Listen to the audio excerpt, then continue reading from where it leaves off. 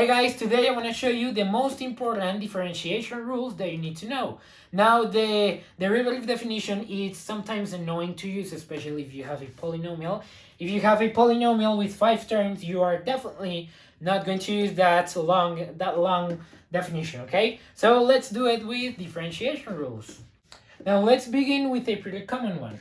We know the derivative, if we say y is equal to x squared, the derivative or y prime of this, for this function is just simply going to be 2x.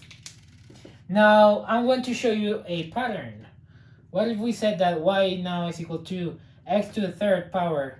Now y prime in this case would be 3x squared. Do you see a pattern right here?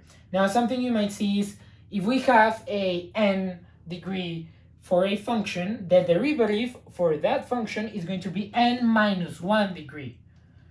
Because we have degree 2 in here and then we have degree 1 in here. And now for this one, we've got degree 3 up here and now degree 2 in here. Okay? But now where are these coefficients coming from? If you see, basically what you're doing is just simply bringing down the exponent that you have to the place of a coefficient. We have 2 up here, we're going to bring it down and lower the degree of our variable 1.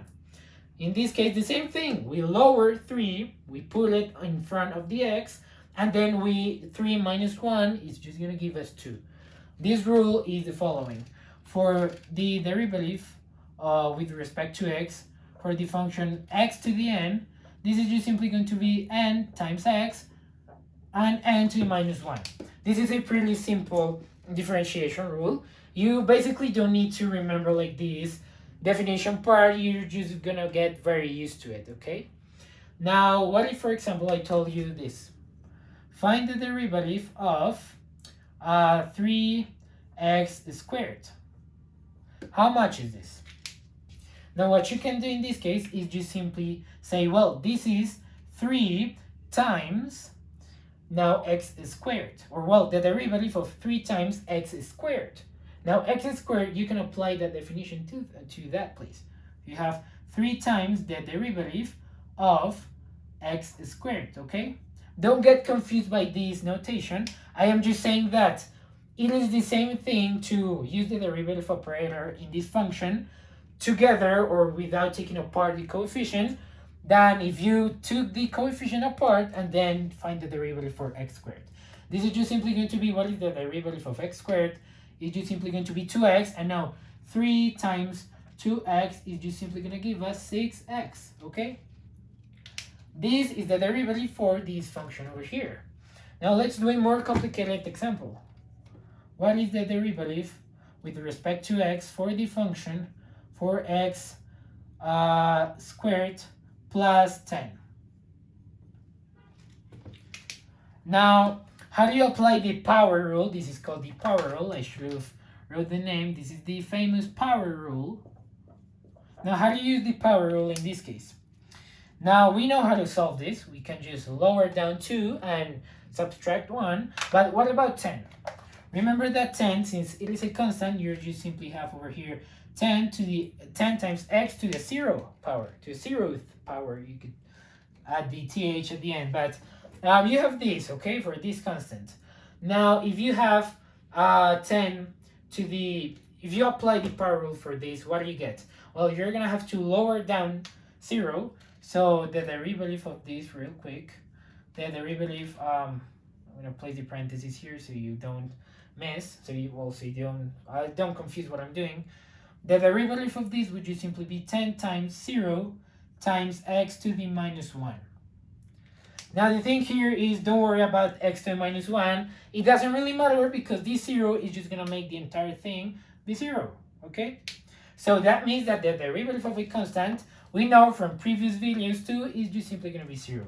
So in this case, you can just take the derivative for this number. And now this is going to be, you lower down the 2 and you're going to get 8x. You subtract 2 and you subtract 1 from the exponent. Now let's do this one. What is the derivative of 10x to the third power plus x squared? Now we're getting into polynomials, okay? Now these what you can do is you can just simply differentiate each term by itself, okay? You can just simply take the derivative of 10x cubed without seeing anything else, and then you can just take the derivative of x squared without seeing anything else.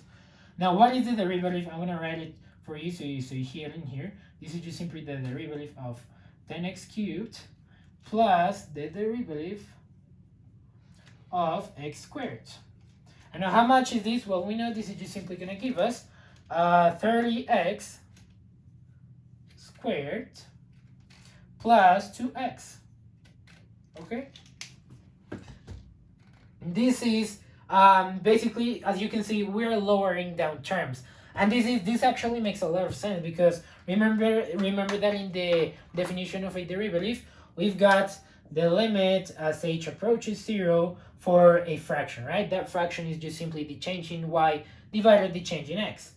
And now the thing is, if we've got n degree on top, so we say that the numerator is n degrees, we know that, for example, well, no, it's actually with respect to the numerator. What I'm trying to show you is that if you've got the numerator with n degrees, and if you complete this division, no matter in what type of math you're doing or what field of math you're playing in, any division is going to give you 1 degree less of the numerator. So in this case, this is just simply going to be the numerator. So you're going to have an algebraic expression, and n to the n minus 1, right? Because we have a fraction, and if you have a numerator with a specific degree, well, completing or computing that fraction is just going to give you a smaller degree, okay? So now, let's try some more complicated examples. So now, let's do some more complicated problems. What is the derivative with respect to x of 10x squared plus 6 to the 6 times x to the 4th power? Okay, I should have written this one first, I'm sorry. But, well, it's the same thing. Now, what do we have here? Well, this is just simply going to be, you can use the power rule in this case. So you have 24x to the 3rd power, and then you also have plus 20x, okay? 20x because you just simply bring down the 2, and 2 minus 2, that's just going to give you a degree of 1. Now, let's do this one. Feel free to pause the video and try these problems at home. So now, let's say, what about the derivative of 100x to the 4th power minus 10x squared, okay? Now try this one at home. This is just simply going to be 400x to the 3rd power minus 20x, okay?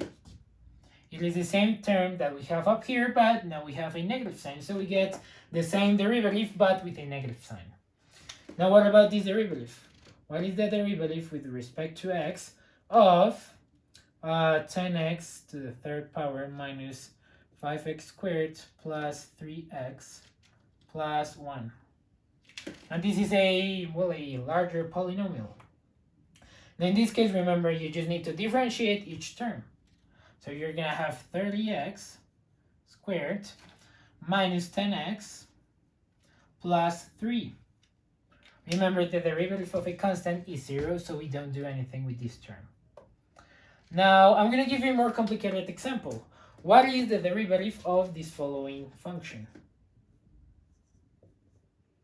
Square root of x, okay? Pause the video and try solving this one at home. Now, something you can do is, this is just simply going to be the derivative. We always keep the derivative operator. And now x, square root x is just simply the same as x to the 1/2, okay? And now you can use the power rule in here the same way as you would do with an integer. Okay, 1/2 is just another number. It is not an integer, as we've been doing with these previous problems, but you can use it the same way. So you have 1/2 of x times 1/2 minus 1 is just simply going to be 1/2 minus 2 over 2. This is just simply going to give you negative 1/2. Now what you can do in this case is you could leave your answer like this, but in math, the most common notation or the convention in math is that you do not leave any negative exponents. So you need to get rid of this. Now what you can do is, remember, this is just simply saying 1/2 times square root of x, because you have x to the, you have 1/2. I'm actually going to write it like with the, in the larger way, or showing all the steps. This is just x to the 1/2 to the -1. X to the 1/2 we know is just simply the square root of x. And now if we have -1, that is just simply the inverse of whatever we have. So this is just going to be 1/2 of the inverse of the square root of x. And we get this. And so this derivative is just simply going to be 1/2 of the inverse, or you could just simply write it 1/2 square root of x. And that's it, basically. So this is what you get for an answer. Now, yes, you could memorize that the square root of x is just simply going to be 1/2 square root x. But, well, I think it's way better to know the reason why and to know the entire process. So I hope you guys enjoyed this video, and see you in the following one.